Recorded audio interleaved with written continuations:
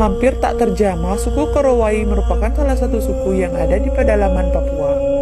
Mereka hidup di atas rumah pohon dengan ketinggian mencapai 50 meter dari permukaan tanah. Korowai, nama suku yang berada di pedalaman Papua Barat, dekat dengan perbatasan Papua Nugini, tepatnya di Kabupaten Mapi.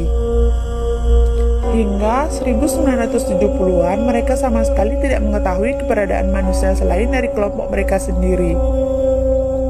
Hingga 1974, akhirnya mereka ditemukan oleh sekelompok ilmuwan yang tidak sengaja memasuki area suku tersebut. Suku Korowai memiliki jumlah populasi kurang lebih 3.000 orang. Uniknya, suku ini merupakan salah satu kelompok di daratan Papua yang tidak menggunakan koteka. Suku Korowai hidup dalam kondisi terisolasi dari dunia luar. Mereka membangun rumah pohon yang dinamai rumah tinggi. Rumah mereka memang begitu tinggi, saking tingginya bisa mencapai 35-50 meter di atas permukaan tanah.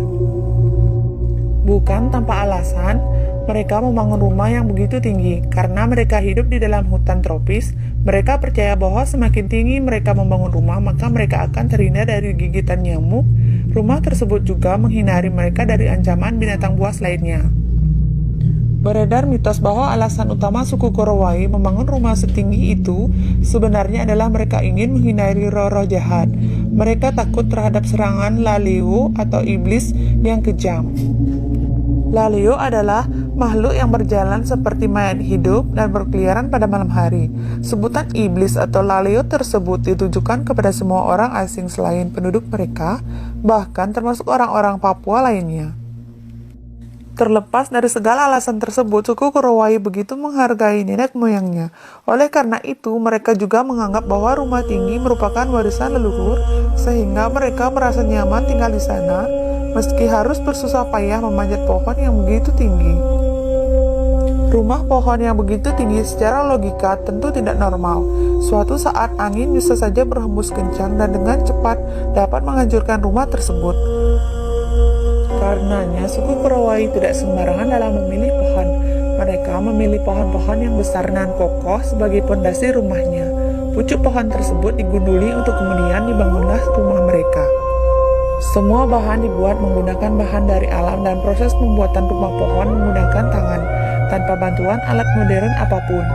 Kerangka rumah pohon tersebut dari batang-batang kayu kecil, sedangkan lantainya menggunakan cabang pohon. Selain itu, untuk dinding dan atap rumah, mereka menggunakan kulit pohon sagu dan daun hutan. Setelah itu, semua bahan tersebut diikat menggunakan tali. Rata-rata rumah pohon suku Korowai memiliki ukuran sekitar 7 kali 10 meter. Rumah pohon dengan ukuran lebih besar memiliki penyekat ruang dan pintu berbentuk runcing di masing-masing ujungnya. Ada satu pintu untuk penghuni pria dan pintu lainnya untuk wanita. Di rumah pohon suku Korowai juga terdapat sebuah perapian yang terbuat dari tanah liat yang digantungkan di atas ruang terbuka, sehingga perapian tersebut mudah dipotong dan dibuang jika bara api tidak terkendali. Hal tersebut menghindari kerusakan rumah mereka. Biasanya sebuah rumah pohon dapat memakan waktu hingga 7 hari. Suku Korowai masih memegang teguh adat istiadat leluhurnya. Sehingga sebelum mereka mendirikan sebuah rumah, mereka akan melakukan ritual malam terlebih dahulu untuk mengusir roh jahat. Karena hanya menggunakan bahan alami, konstruksi rumah pohon suku Korowai hanya bertahan hingga 3 tahun lamanya. Setiap bidang tanah yang telah bersih terdapat 2 hingga 3 rumah pohon. Tak hanya hidup bersama dalam satu keluarga, satu rumah pohon juga kerap diisi hewan peliharaan mereka seperti babi dan anjing hutan. Menurut mereka, babi memiliki nilai sosial. Babi hanya dibunuh saat ada ritual dan acara khusus saja, sedangkan anjing digunakan untuk berburu. Satu rumah pohon besar dihuni hingga 10 orang atau lebih. Untuk naik ke rumah pohon, suku Korowai harus menaiki tangga yang terbuat dari ranting dan tali. Suku Korowai memiliki kehidupan yang begitu seimbang. Mereka begitu menjaga hubungannya dengan sesama manusia dan alam. Selain itu, mereka juga menjaga baik hubungannya dengan dunia roh, karena mereka percaya bahwa semesta ini dipenuhi dengan makhluk spiritual yang berbahaya bagi kelangsungan hidup mereka. Seorang akademis dari kampus Institut Seni Budaya Indonesia Tanah Papua, Ridian Yasminta, melakukan riset tentang suku Korowai sejak 2016. Menurutnya, suku Korowai begitu menjunjung tinggi nilai-nilai kesetaraan dalam sebuah hubungan sesama manusia. Begitu setaranya menjadikan mereka hidup tanpa ada strata sosial seperti kepala suku atau panglima perang. Dalam kehidupan sehari-hari, kegiatan seorang laki-laki dan perempuan sama saja. Misalnya di sebuah rumah tangga, mereka hampir tidak membagi pekerjaan berdasarkan gender. Jadi semua kegiatan mereka lakukan secara bersama-sama. Namun, dalam kebudayaan mereka hanya pada hal yang sangat prinsip dan tidak bisa diubah-ubah dan harus dilakukan sesuai gender, yaitu mengandung, melahirkan, dan menyusui yang hanya bisa dilakukan oleh perempuan.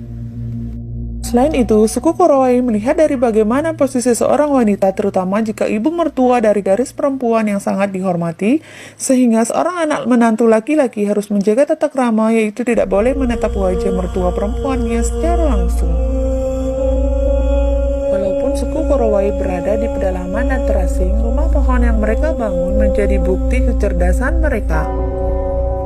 Suku Korowai juga memiliki kebudayaan yang begitu murni,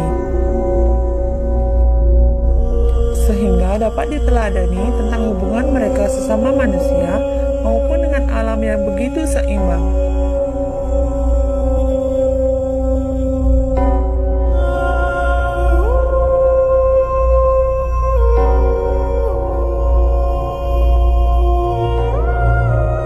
Nah, itulah sedikit informasi tentang suku Korowai dengan rumah pohonnya. Dan ikuti terus ya video-video selanjutnya. Semoga bermanfaat. Sekian dan terima kasih. Sampai jumpa.